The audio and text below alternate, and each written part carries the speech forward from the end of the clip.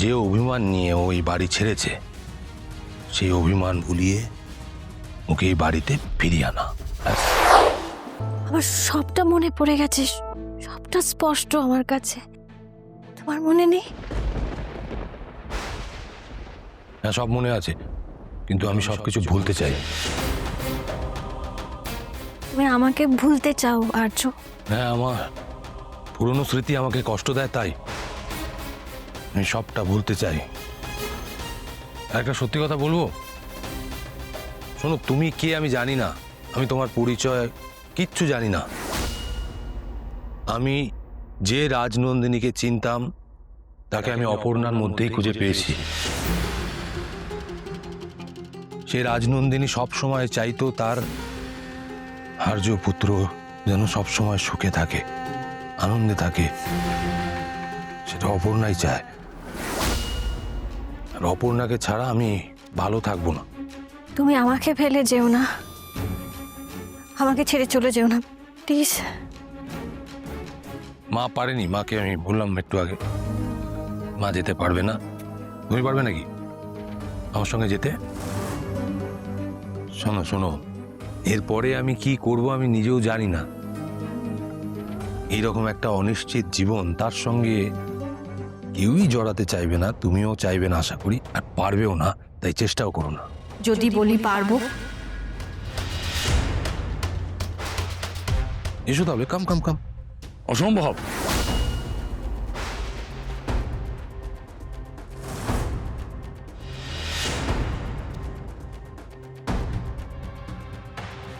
যে নিজে থেকে হারিয়ে গেছে তাকে কি করে খুঁজে বের করবে?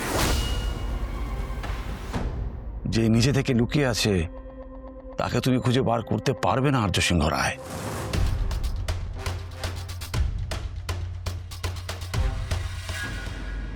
কেউ আছেন? কেউ আছে? তালা দেওয়া। কেউ আছেন? পেশেন্ট নিয়ে এসছি। কেউ আছে? শুনুন, আমি একজন পেশেন্টকে নিয়ে এসেছি। আমার বাবা খুবই অসুস্থ, ওনার চিকিৎসার দরকার। ডাক্তার, স্ট্রেচার, কিছু একটা ব্যবস্থা করুন। এখানে?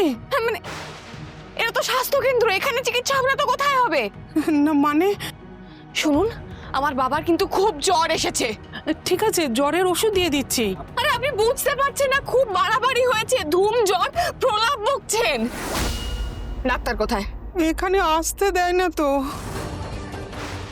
আসতে দেন, কিন্তু কিছুটা ব্যবস্থা করতে হবে। আপনি আছেন তো? আমার কাছে একটা সেলাইন আছে, কিন্তু স্ট্রেচার নেই। ওই একটা হুইল চেয়ার আছে। আচ্ছা ঠিক আছে, আপনি স্যালাইন দেওয়ার ব্যবস্থা করুন, আমি বাবাকে নিয়ে আসছি।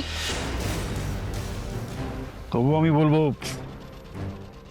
ভাবিয়া করিও কাজ, করিয়া ভাবিও না। তোর কি মনে হয় আর্য সিংহ রয় না ভেবে কোনো কাজ করছে? ভুল করছিস, ভেবেই করছি। আমার এখন একটাই কাজ, অপর্ণাকে ফিরিয়ে আনা। যে অভিমান নিয়ে ওই বাড়ি ছেড়েছে সেই অভিমান ভুলিয়ে ওকে এই বাড়িতে ফিরিয়ে আনা। ব্যাস ভাই। শোন, আজ